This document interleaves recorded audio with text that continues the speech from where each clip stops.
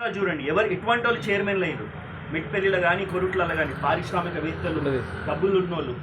ఆ సంస్కృతి మళ్ళీ తిరిగి రావాలని చెప్పేసి నేను కోరుకుంటున్నాను.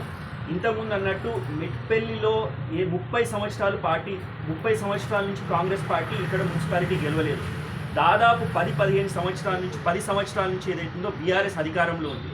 ఎవరైతే కాంగ్రెస్ పార్టీ జెండా మోసినరో, ఎవరైతే కాంగ్రెస్ పార్టీ కోసం జైలుకి వెళ్ళినరో, ఎవరైతే కాంగ్రెస్ పార్టీ గెలవడానికి నిరంతరం కృషి చేసినరో వారికి టికెట్లు ఇవ్వాలని చెప్పేసి నేను ఇప్పుడు కాదు, ఇంతకుముందు కూడా మన కాంగ్రెస్ పార్టీ నియోజకవర్గ ఇన్ఛార్జ్ నరసింహరావు గారిని కోరడం జరిగింది. ఇంతకుముందు ఏదైతుందో మన మంత్రి అడ్లూరు లక్ష్మణ్ కుమార్ గారిని కోరడం జరిగింది. అంతేకాకుండా పీసీసీ అధ్యక్షులు ఏదైతే మహేష్ కుమార్ గౌడ్ గారిని కూడా అడగడం జరిగింది. దాంతోపాటు నేను మొన్న మీనాక్షి నటరాజన్ గారితో ఫోన్లో మాట్లాడినప్పుడు, ఎప్పుడైతే డీసీసీ ఎన్నికైందో అప్పుడు వారు ఫోన్ చేసినారు.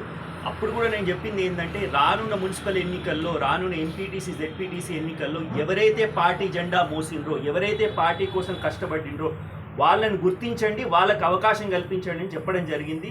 నేను తప్పకుండా ఎవరైతే కాంగ్రెస్ పార్టీ కోసం కష్టపడ్డారో వారి, ఇంతకుముందు అజీం అన్నట్టు వారి కోసం తప్పకుండా మనం కష్టపడదాము. ఈ యొక్క సూచనలు సలహాలు ఏదైతుందో మన నియోజకవర్గ ఇన్ఛార్జ్ నరసింహరావు గారి దృష్టికి తీసుకెళ్దాము. అంతేకాకుండా మన జిల్లా పెద్దలు ఎవరైతే ఉన్నారో మంత్రివర్యులు అడ్లూరు లక్ష్మణ్ కుమార్ గారి దృష్టికి తీసుకెళ్దాము. అలానే పీసీసీ అధ్యక్షులు వారి దృష్టికి కూడా తీసుకెళ్దాము.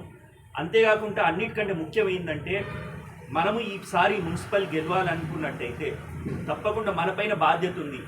ఎలానైతే ఇప్పుడు అందరూ పల్లెటూర్ల నుంచి కూడా వచ్చిండ్రు, ఎలానైతే మీ సర్పంచ్ ఎన్నికల కోసం ఇంతకుముందు ఎర్రోల హనుమాన్ గారు చెప్పినట్టు మీ సర్పంచ్లను ఎన్నుకునేందుకు ఇక్కడి నుంచి, అంటే టౌన్ నుంచి ఎవరైతే మనం ఈ టౌన్ నుంచి ఊర్లకు వచ్చి ప్రచారం చేసినానో అట్లపైన కూడా మీ పైన బాధ్యత ఉంది. ఈసారి ఏదైతే మున్సిపల్ ఎన్నికలు వచ్చినప్పుడు మీరు కూడా ఇక్కడికి రావాలి, మీరు కూడా ఇల్లు తిరగాలి. తిరిగిన తర్వాత ఈ పార్టీ క్యాండిడేట్లు ఎవరైతే అభ్యర్థులు ఉన్నారో వాళ్ళ గెలుపు కోసం మీరు అందరూ కృషి చేయాలని చెప్పేసి మీ అందరినీ కోరుకుంటున్నాను. అంతేకాకుండా ముఖ్యమంత్రి రేవంత్ రెడ్డి గారు దాదాపు 2 సంవత్సరాలు అయింది సీఎం అయి, బ్రహ్మాండమైన పథకాలు తీసుకొచ్చింది. పథకాలు ఏంటంటే ప్రతి ఒక్కరు మనపైన ఆరోపణ ఏముంది, బీఆర్ఎస్ యొక్క ఆరోపణ ఏముందంటే, ఏదైతే మీరు హామీలు ఇచ్చిండ్రో హామీలు నెరవేర్చలేదని చెప్పేసి వాళ్ళు ఒక దుష్ప్రచారం చేస్తున్నారు. ఆ ప్రచారాన్ని మనం తిరిగి కొట్టే అవసరం ఉంది. మొట్టమొదటి ఏదైతుందో భారతదేశ చరిత్రలో ఎప్పుడు లేనట్టుగా మహిళలకు ఏదైతే ఫ్రీ బస్ ఇస్తున్నాం ఫస్ట్, దాని తర్వాత ఎలక్ట్రిసిటీ ఫ్రీ చేసినాం సెకండ్, దాని తర్వాత ఖజానాలో డబ్బులు లేనప్పుడు కూడా రైతులకు ఏదైతుందో రుణమాఫీ చేసినాం 3, దాని తర్వాత ఫ్రీ సిలిండర్ ఇస్తున్నాం 4, మొత్తం దేశంలో ఎక్కడ లేని విధంగా ఏదైతుందో సన్నబియ్యం ఇస్తున్నాం. అదే కాకుండా మొత్తం భారతదేశంలో ఎక్కడ జరిగినట్టుగా మన యొక్క రాష్ట్రంలోనే ఒక సర్వే జరిగింది. సర్వేలు జరిగిన తర్వాత బీసీలు ఎంతమంది ఉన్నారు, ఎస్సీలు ఎంతమంది ఉన్నారు, ఎస్టీలు ఎంతమంది ఉన్నారు గుర్తించి బీసీలకు ఏదైతుందో 42% ఇచ్చిన ఘనత ఈ ప్రభుత్వాన్ని.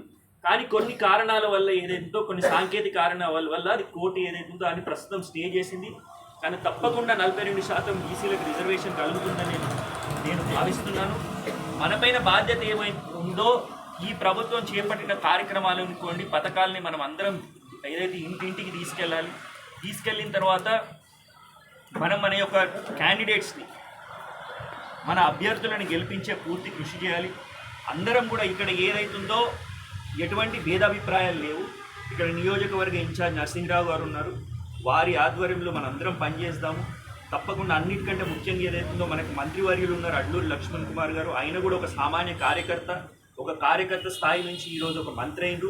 ఆయనకు మన బాధలు చెప్పుకుందాము, ఆయన అందరం కలిసి మనం వీలైతే వెళ్ళి ఆయనకు ఒక విన్నతి పత్రం ఇస్తాము. అలానే నరసింహరావు గారు కూడా ఒక విన్నతి పత్రం ఇస్తామా, లేకపోతే ఒక సలహా ఇస్తాం, సూచన ఇచ్చి ఏమని చెప్తామంటే, ఇక్కడ ఏది 26 వార్డులు కదా, మొత్తం 26 వార్డులలో మీరు సర్వే చేయండి.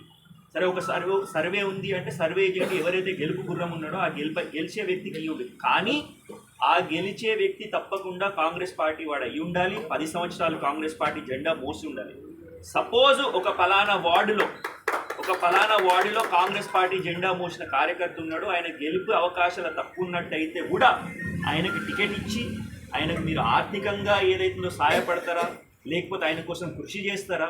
తప్పకుండా ఆయనని గెలిపించే బాధ్యత కాంగ్రెస్ పార్టీ పైన ఉంది, మా పైన ఉంది, ఇక్కడ ఉన్న నాయకుల పైన ఉంది. కాబట్టి మీకు మళ్ళీ ఏదైనా సలహాలు సూచనలు కావాలన్నా, మీరేమైనా సలహాలు కానీ సూచనలు ఇవ్వాలనుకున్నా కానీ నా ఫోన్ నెంబర్ మీ దగ్గర ఉన్నది. మన విజయన్న కూడా ఇక్కడనే ఉంటాడు, అట్లనే పెద్దలు ఇక్కడ మాజీ చైర్పర్సన్ గారు ఉన్నారు, ఇక్కడ ఉంటారు. మీరు ఎవరైనా సలహాలు ఇవ్వచ్చు, సూచనలు ఇవ్వచ్చు. కాకపోతే ఎన్నికలు ఎప్పుడు వచ్చినా కానీ, జనవరి ఫస్ట్ వీక్లో వచ్చినా కానీ, జనవరి లాస్ట్ వీక్లో వచ్చినా, ఫిబ్రవరి ఫస్ట్ వీక్లో వచ్చినా కానీ మనందరం ఏదైతుందో సిద్ధంగా ఉండాలి. సిద్ధంగా ఉండి ఈసారి కొరుట్ల మున్సిపాలిటీ అలానే మెట్పల్లి మున్సిపాలిటీని మనం కైవసం చేసుకొని పెద్దలు రేవంత్ ముఖ్యమంత్రి గారికి గిఫ్ట్ రూపంలో ఇవ్వాలి అని చెప్పేసి మీ అందరినీ పేరు పేరున కోరుకుంటున్నాను. ఇక్కడికి ఇచ్చేసినందుకు ఇంత చిన్న అంటే నిన్న రాత్రి మేము 7:30-8 గంటలకు ఏదైతుందో మేము ఒక నిర్ణయం తీసుకున్నామో, అసలు నర్సింగ్ అన్న కూడా రావాల్సి ఉంది ఇక్కడికి, కాకపోతే ఏదైతుందో ఆయన ఇప్పుడు లేరు కాబట్టి, ఆ మెట్పల్లిలో లేరు కాబట్టి ఈ యొక్క కార్యక్రమాన్ని మనం చేసుకుంటున్నాము.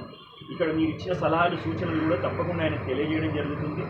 మళ్ళీ మీ ఒక్కరికి ఒకసారి మళ్ళీ పేరు పేరున విజ్ఞప్తి చేసేది ఏంటంటే, ఈ రోజు నుంచి ఏదైతుందో మున్సిపాలిటీలో మీ యొక్క వార్డులో మీరు పోటీ చేయాలనుకుంటే మీకు ఎన్ని ఓట్లు ఉన్నాయి.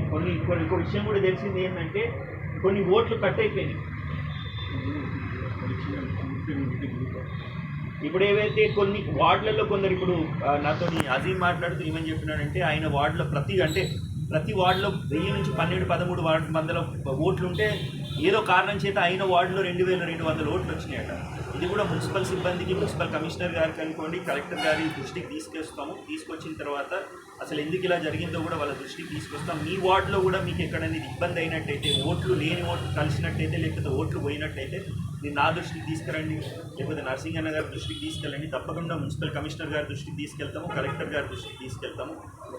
రానున్న ఎన్నికల్లో 26 వార్డులలో కూడా మేము కూడా ఇంటింటికి తిరిగి మీ గెలుపు కోసం కృషి చేస్తామని చెప్పేసి నేను మీకు హామీ ఇవ్వడం జరుగుతుంది.